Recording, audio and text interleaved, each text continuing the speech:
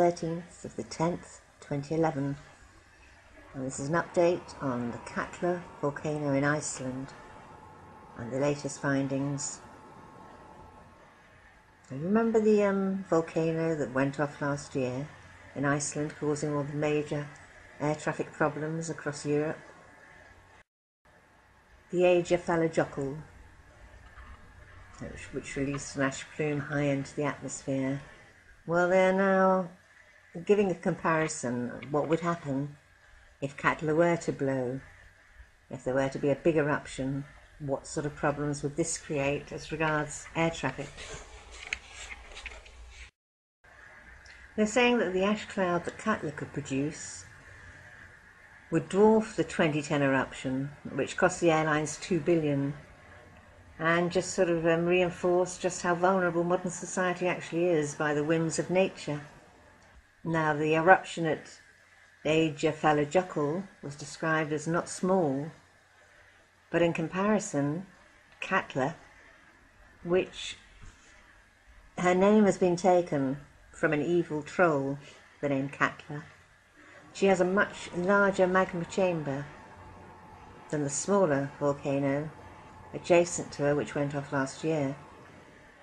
Now, her last major eruption was in 1918, and it went on for more than a month, and it turned day into night. It starved all the crops of sunlight, and it killed off livestock. It also melted ice sheet covering Katla, flooding surrounding farmlands with a torrent of water that some say measured twice as wide as the Amazon. Now, the earthquake swarm is still being detected around Katla, though not so big, but it does mean a major eruption could be imminent, the seismologists are saying. The actual earthquakes have been growing in strength as well. Now, after a long period of magnitude 3 tremors, magnitude 4 was detected. I saw this on the map. I wondered why it hadn't been reported, but there was a 4, I think it was last week. Yes, it says last week. So it's definitely showing signs of restlessness, and could be some major activity there soon, Professor of Geophysics at the University of Iceland is saying.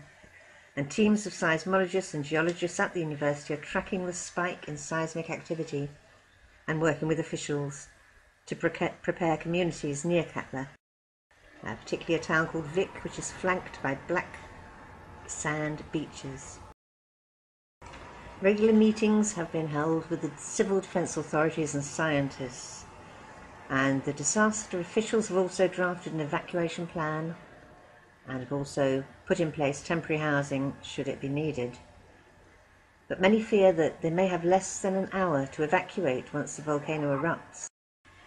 Iceland sits on a large volcanic hotspot in the Atlantic's mid-oceanic ridge, and eruptions common throughout Iceland's history are often triggered by seismic activity when the Earth's plates move and magma from deep underground pushes its way to the surface.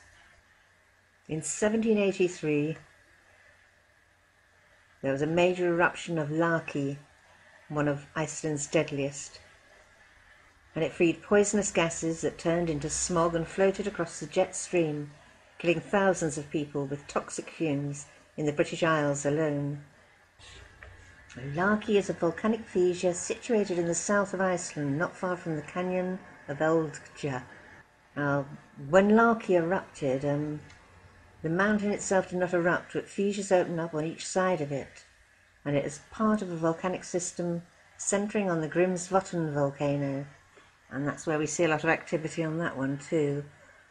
It lies between the glaciers of Myrdalsjökull and Vatnajökull, both active, in an area of fissures which run in a southwest to northeast direction.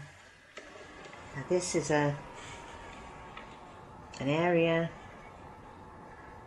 and this is a place to be really keeping your eye on with these volcanoes, and I certainly intend to do that. Thanks, YouTube.